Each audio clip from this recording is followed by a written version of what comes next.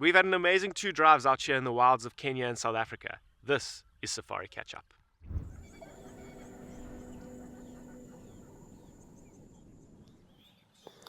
Wow, wow, wow, wow. Have a look at that. If that's not an African sunrise, I don't know what is. Thin layer of clouds, a little bit of haziness, some smokiness, and it's going to hit another bank of clouds as it rises, continues to rise. But look at those layers. Oh my goodness me. Then you've got the landscape below it.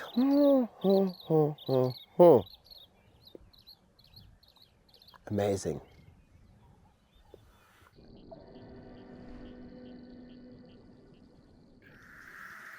You remember I was talking of one female when I started the show that is pregnant, and that is the individual. If you look at her, the other day they brought down a wildebeest, but apart from having a full belly, you can definitely tell she is pregnant. Her name is Nekarai. Now we got Naserian right in front of us, and she was walking very close to a vehicle going towards Nekarai. And this is the Marsh Pride. Anybody who could be joining us now, there she is. And I think Naserian is very nice to her. She's keeping very, very close to her, and you can see that pose she has not very comfortable. So what you have in the background there is the marsh area.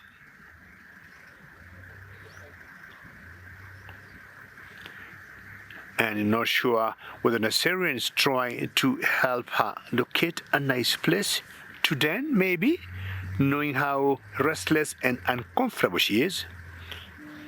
You can see that belly. Very heavy. Maybe she's just about 3 months, maybe a few more days now, she will pop up.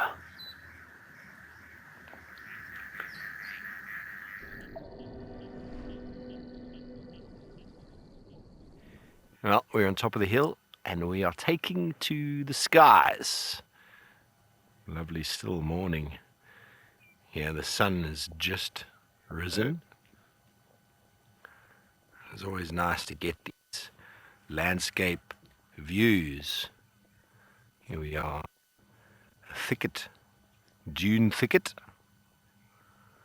a mosaic thicket with open grassland areas. Provides a lot of habitat for a number of species. We'll have the buffalo herds moving through here. Rhinos move through these areas, as well as giraffe, most of the general game. Kudu, lots of deka. Illegal, it is a beautiful landscape, and it's lovely to be able to get an aerial view. When you drive around, sometimes you can miss a fair amount of it when you're on the low-lying areas. It's why we love to come and sit on top of these top viewpoints to get a view down onto the landscape, and then to be able to get this aerial shot with the use of the technology. Also quite special.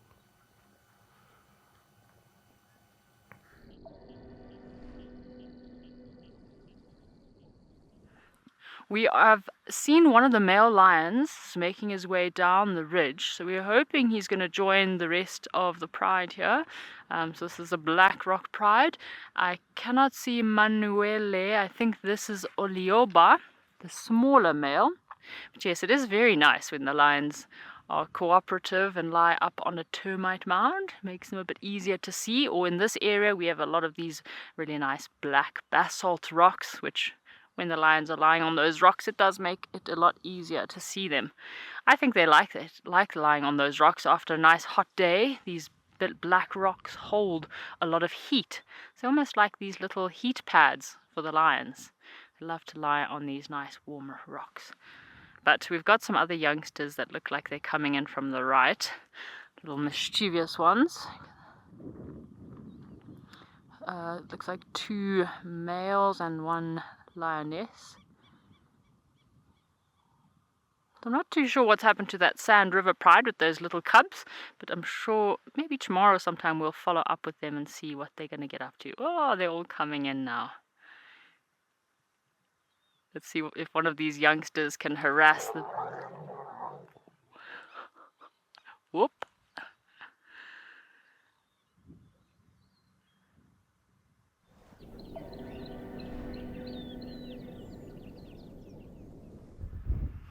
I've decided to make our way now to Chitwa Dam. As you can see, we've got a beautiful African fish eagle that is situated right on top of this dead tree, and absolutely a stunning eagle.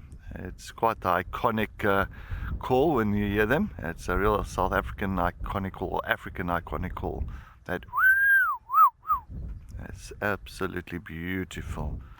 But yeah, love these eagles. Sometimes I can just sit for a while and just take a look, and I'm always hoping to see one of them catch a fish from the dam, because it's quite nice. It's amazing how they swoop over the water, and they take those huge talons and then they grab the fish out from the water, and they've got these wide and broad wings just to kind of give them that lift, you know, from the water if they've got a fish in its talons. So stunning eagle.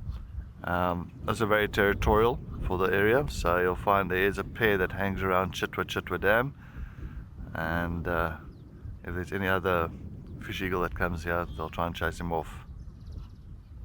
Lee, I always hope for the call and all that. For us situated at Chitwa now, Paul and myself hear them the whole day, the entire day.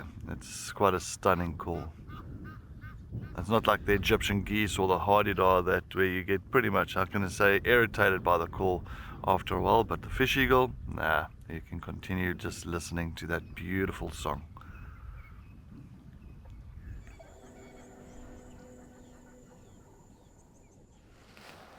Found some baboons doing baboon things, scurrying up trees. You must watch out there. If that branch breaks, you're going for a ride. Baboons can generally stick the landings. You know, they obviously, you know, they live in trees, so they're used to falling out of trees. Oh, I think that was done on purpose. Khalid, you'll find a lot of babies out here are born with big ears, and that's to listen to, one, maybe their mothers. You know, mother always knows best, especially out here in the wild. And two, to listen out for predators. Being babies, they are obviously in a very dangerous position, as predators love to go after young babies because it's easy to go after them. So baby baboons, you know, they need to be able to listen to mom. They need to be able to listen to any threats. And of course, baboons are targeted by a handful of animals. They're targeted by lions. They're targeted by leopards. They're targeted by big birds of prey. And when the alarm call goes off, everybody needs to know what that alarm call is, and they need to know when to move, when to hide.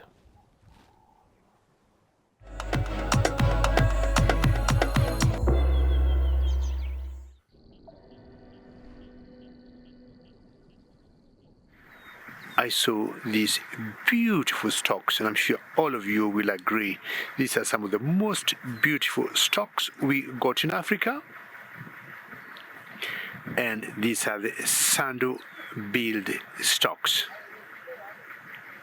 Two of them, the male and the female, remain together. So what we have now is a female. Females have the yellow eyes, as you can see. Pretty good job there by Marcel. That's the male trying to pop up somewhere there, and the males will have the yellow ties or yellow wattle, and the eyes apparently are dark or brownish in color, and a bit of a stretch. Preening her feathers, most likely because of the rains. And they're always very skittish. Anytime you get close to them, they'll move away.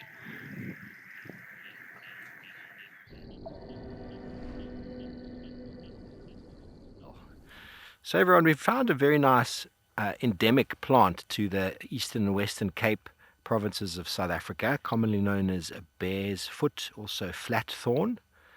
It doesn't look like a very comfortable looking plant, but the name barefoot refers to these spiny, radiating leaves that are full of little thorns, and they lie flat on the ground. And what we're actually looking at is the fruits or the seeds on top.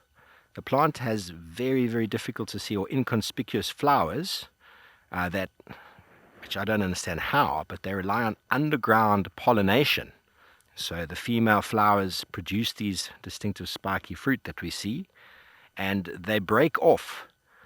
They'll break off, and individual pieces like that will move away, but the spines are then able to stick into whatever agent that they require to distribute. And once these spikes get pulled off of the foot or the hoof, they then will fall onto the ground. Those seeds will then germinate, and a new geophyte plant will be created elsewhere.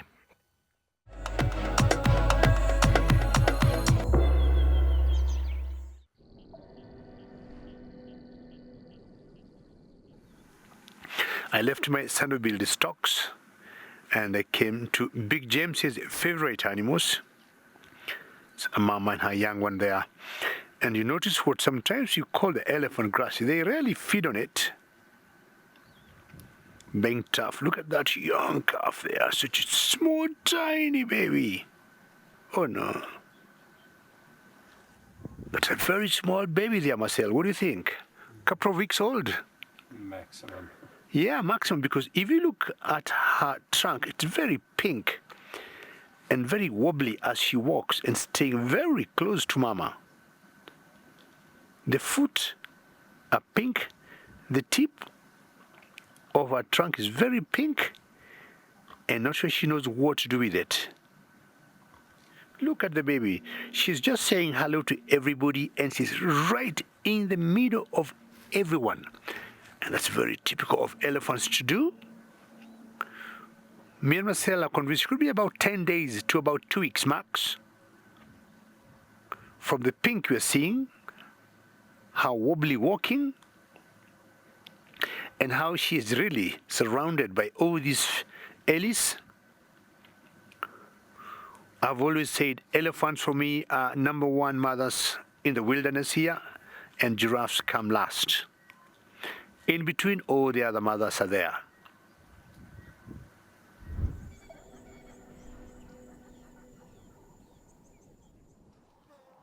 You found yourself what looked like a bush willow root.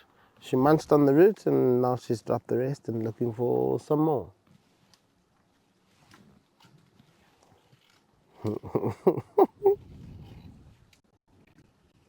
This is not a play bowl. The baby's not wanting to play. It's trying to use her small tusks to try and dislodge something that's in the ground. She might do it again. It is a funny stance for an elephant. It's very funny to see an elephant doing such. And we've got one next to her trying to push over the guari.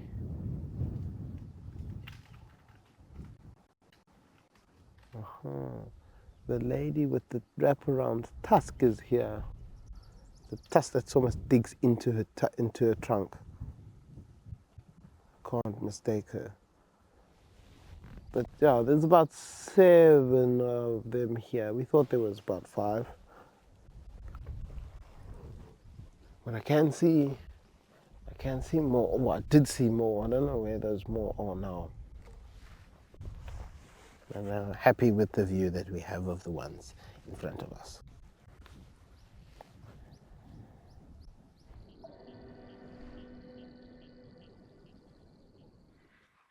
I wonder if you can see the leopard lying up in this tree. So her kill is on the right hand side of the tree here. Looks like it could be either a reedbuck or impala. I'm just seeing something that looks very tawny, and we've got our big female leopard lying in the left hand side of this tree. How exciting! Oh my goodness. I had a closer scan, so you can see on the right hand side of the tree, if you're just joining us, I think that's the kill. And well, that is the kill, and it looks like an impala. And then on the left you can see her legs hanging down from the tree. And she looks very relaxed. I'm sure she's eaten very well, and now she's just resting up in this tree for the rest of the day. But we had another look, and this is actually not Kazuri, it's the daughter of Kazuri. So there's two, this is one of her daughters, and she doesn't have a name. She's in very good condition, quite a large female leopard. You can see how high she's had to hoist her kill up the tree here. Oh, what a lovely afternoon. See this female leopard.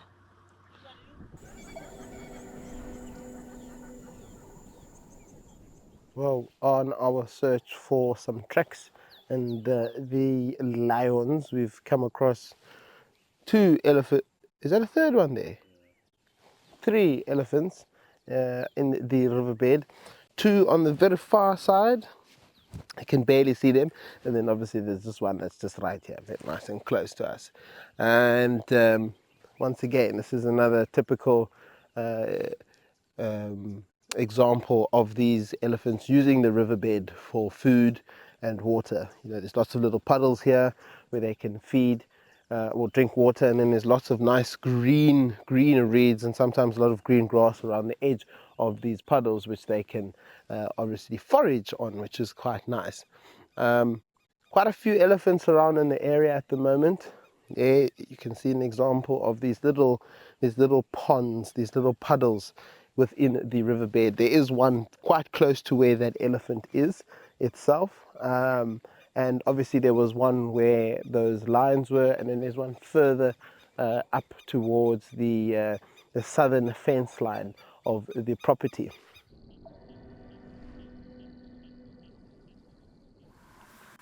I think he's just quite inquisitive because he'll be only 3 meters away from where we are. I think this is just a young boy and showing signs of trust. And for we guides here, when you see animals coming this close to you and still doing the business, it is very reassuring, and we hope this will carry on for many generations and for many years to come. And imagining maybe one of the mothers of that youngster could be the one we have here with skewed tusks. And Marcel was saying either she was given braces and she threw them away, she was given retainers, didn't care, and she ended up with skewed tusks.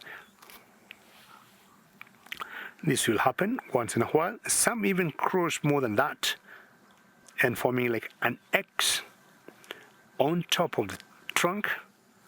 And when that happens, it's always such a big disadvantage because she will always struggle to get room for the tusks on feeding. And you can see how close they are to us. They're not bothered. I'm sure they can see us. They can hear me very well.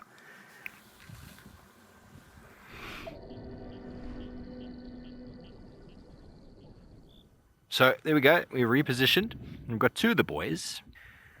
They managed to pull down a zebra late on Sunday evening, we believe. Victor, do they compete with lions? Not at all. Not at all. Cheetahs stay away pretty much from all other predators. They're such good hunters in the open plains. They hunt their own prey. They're not known for scavenging. They're not known for stealing the prey from others. And they're also quite well known for leaving their prey as soon as anybody else comes to contest it, including vultures. They've given up a lot of their physicality for their speed. And against a leopard, against a hyena, against a lion, they really don't have much chance.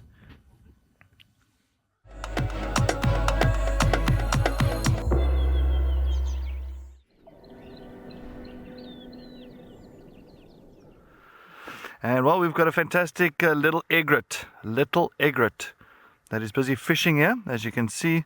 Yeah, just next to the, well, it's very successful at the moment, plucking out all these little fishies It's pretty much being kind of herded to the corner here. That is amazing. A little egret.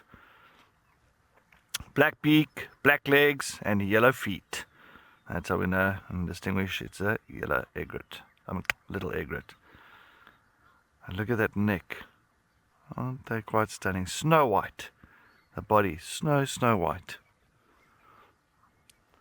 And it's coming once again. Oh, looks like it wants to cut corners here. Head to the other side. Oh, there's a crocodile. Doo-doo-doo. No, it won't go for the crocodile.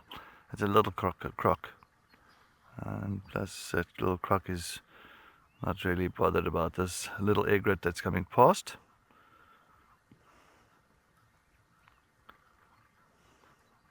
Wow, look at that.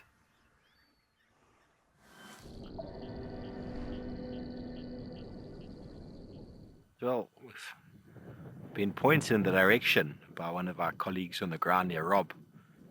This beautiful orchid growing out in the grassy area.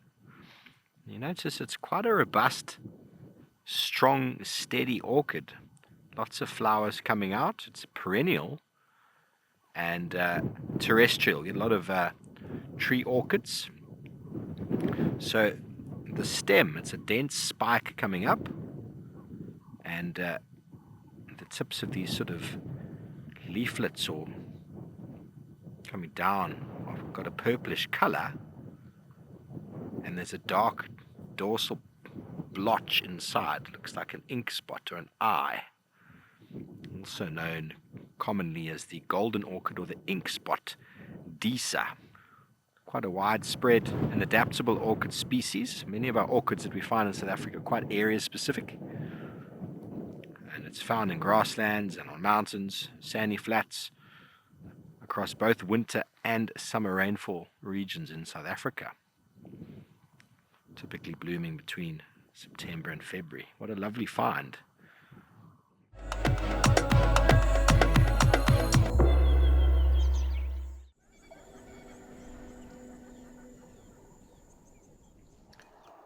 Wow, look at that. We've got ourselves a pied kingfisher. One of my favorite kingfishers. Hello, Mr. Kingfisher. Where's your partner? Roughly the same size as the... Oh, my goodness me. Sheesh. You don't see that very often. Roughly the same size as the brown-hooded kingfisher. The pied kingfisher.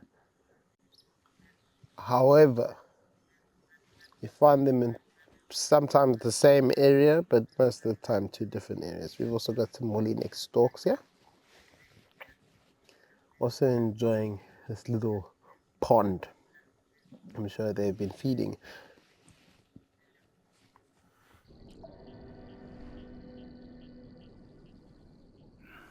I don't know what else I could ask the Mara to give me to have Otipo there, and now he's looking at elephants.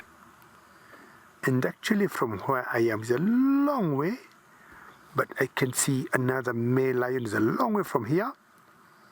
So that would make 6 of the topi boys, and the direction actually he's looking at. Initially I thought it was redback because I had a little alarm call from a redback, but then I saw something move. I looked carefully at binoculars, I saw the tail, and it was too big to be a redback, and actually is lion number 6 of the topi boys, and that would mean that all the 7 are around this area, which will be quite exciting. Either I see the 7 today or tomorrow morning. Those youngsters, they are having a friendly go to each other. Not sure that's what Otipo is enjoying watching. Look, the beautiful mane of Otipo there. And now I'm very convinced the first one we saw was Jojo, and this one here is Otipo.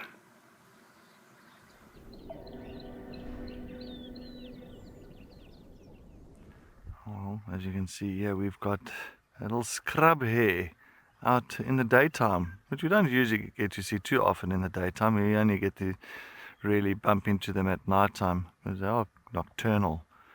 I mean, you can see those big eyes. Good for nighttime. And the little scrub hare is just sitting very nicely for us, very, very calm. But look at those ears.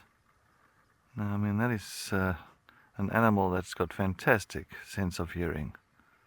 I mean, look how those ears are moving up and down, turning around, just kind of picking up on all the noises. And imagine it is preyed upon by many predators. Yeah, melanistic marvels. Very nice to see a bunny this afternoon. Very, very cute.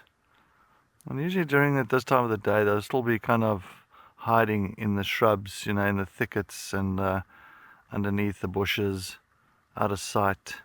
As I said, they do get preyed upon by a lot of predators, from your owls, like the giant rose eagle owl, certain other birds of prey, and then your cats. I mean, your African wildcat, even a genets, leopard, lions.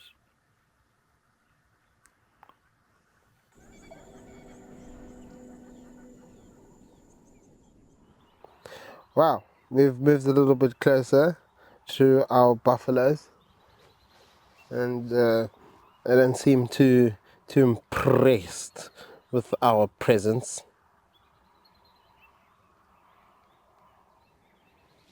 We've all kind of slowly started to, well, not slowly started, it seems like they're trying to move away here. Oh my goodness. Someone's breaking trees behind us. Sounds like an elephant.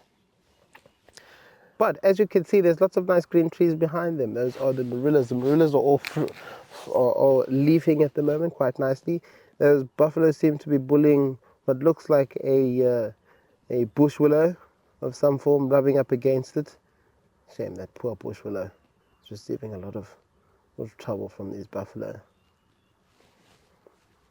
It's not just the elephants that cause a bit of destruction amongst the trees. The buffaloes do it too. They run them over.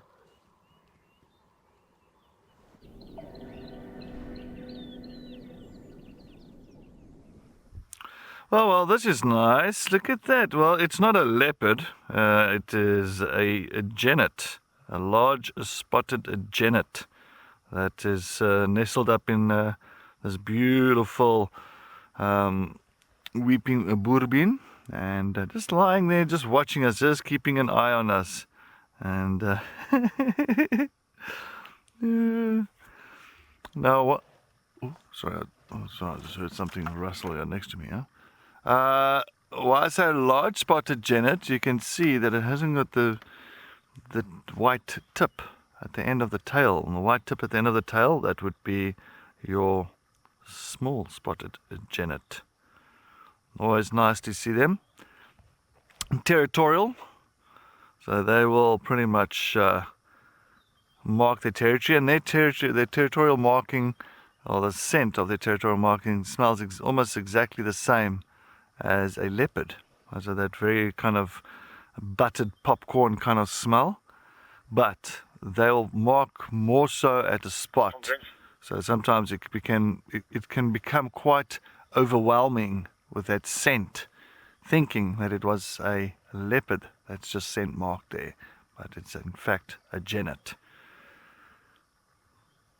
That's a solitary, move around by themselves, unless it's a female that's got youngsters, little kits. We call it a kit, not a kitten, a kit.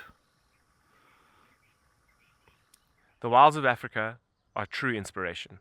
We hope this episode of Safari Catch Up has inspired you. We'll see you next time.